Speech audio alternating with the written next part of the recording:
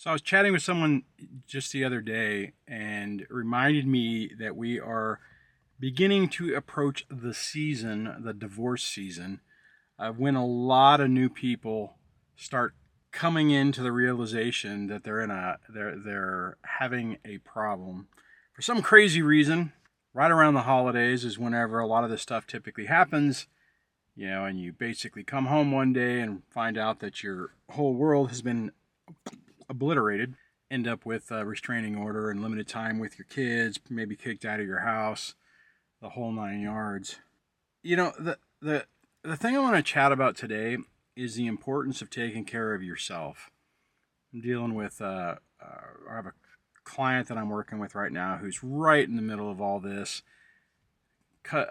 Court's going crazy, got an upcoming court date, and every waking moment is spent focused on the scenario, the situation, what has happened, what might happen, what is happening, what may happen. And the problem with that, and this is the same issue that I had when I was going through this, is it starts driving you crazy because your brain goes into overdrive. You end up in this infinite do loop. If anyone's familiar with programming, do loops are bad because what happens is you get in there and it's like, if true, continue, and you can't get out of it. And you just kind of go to this cascade runaway event where your mind just, implodes on itself basically. The thing that's really, really important is you have to put a pattern interrupt in the midst of this. You're like, okay, well, what does that mean? Well, what that means is every waking moment of your day cannot be focused on your attorney, your ex, custody evaluators, therapists. You can't, because it will consume you, and what ends up happening makes you sick, makes you tired, makes you unable to, what's the word I'm looking for? It makes you unable to effectively look at a situation and make decisions that are realistic. You start getting paranoid, you start getting freaked out, and you start making bad calls. Now this reminds me way back when, 10 years ago, when I was chatting with my now ex stepbrother-in-law, and we were talking about stuff, and at the time what I really enjoyed were cameras and photography and stuff like that. And he asked me, he says, well, what do you like to do? I said, well, I like to take pictures. He says, well, you should go out and do that. And I was like, well, I can't, because at the time the ex was, Duane has, a bunch of money in cameras, and it's worth a lot, and I want my half, right? And I was scared to death that I was going to get joy out of something, and then the ex would find a way to be able to take that away from me, and it would just be another pain point. In reality, I realized that I should have either disregarded that because it never came to fruition, or I should have found a way around that, like using a different device, using my phone, or using, getting well, I didn't have any money at the time, but, finding another way to exercise that joy point, and to be able to add that pattern interrupt to all this chaos into my life. Now, a lot of people might say, well, I do that when my kid's with me, if you get to see your kid. A lot of times at this early stage, you don't. You're dealing with TROs, temporary restraining orders, or protective orders, and you're barred from interacting with your ex and your children, and you're sitting here and you're spending your first holiday season, like rolling up, your first Halloween, your first Thanksgiving, your first Christmas, your first New Year's, without your family, without your kids, and it just adds to that.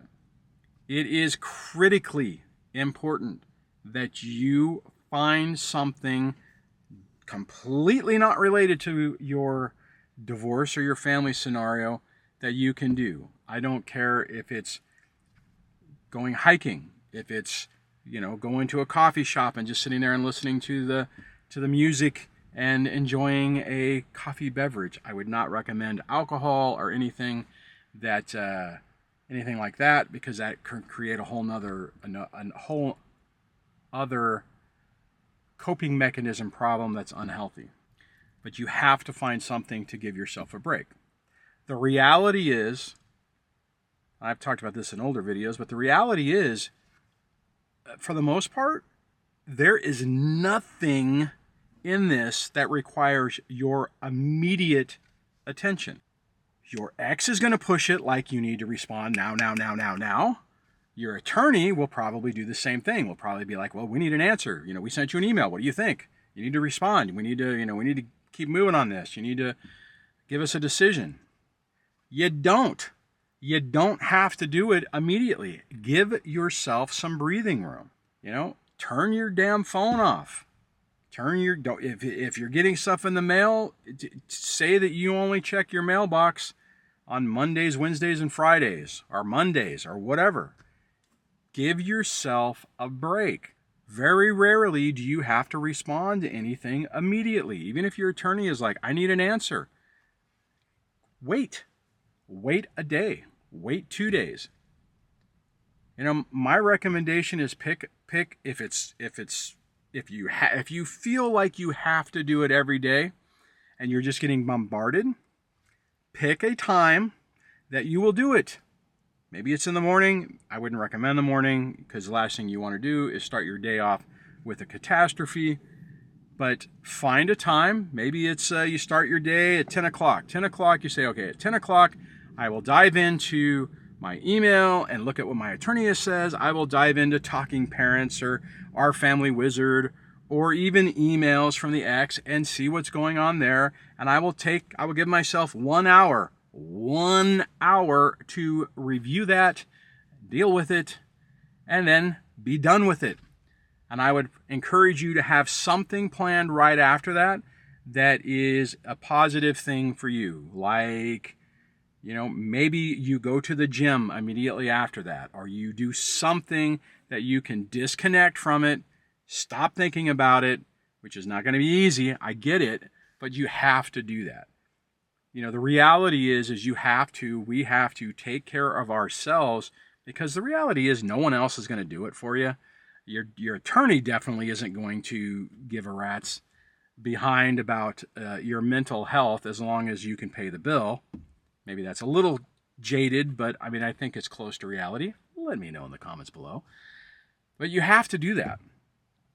And the other thing I would strongly encourage you to do is minimize who you talk to about this. I had a huge problem with this, and everybody I ran into, I wanted to talk to about this. I could run into somebody at Starbucks, and it's like, oh, I haven't told you about my life story. Let me tell you. And it's like, the reality is most people don't want to hear it. I know we feel like we need to say it. You need to have a couple of people that maybe you can have those conversations with, and the rest of it, keep it out of the conversation. If you have some really good friends or somebody that you can really trust, that you can communicate with, and they'll let you just vomit all this information and let you get it off your chest, that's fine. Leave it out from everyone else. Don't be talking to people at work about it. Minimize who you talk to your family about it. Use those other relationships to kind of give you some distance from this as a break. And I get that this is massively easier said than done. I get it.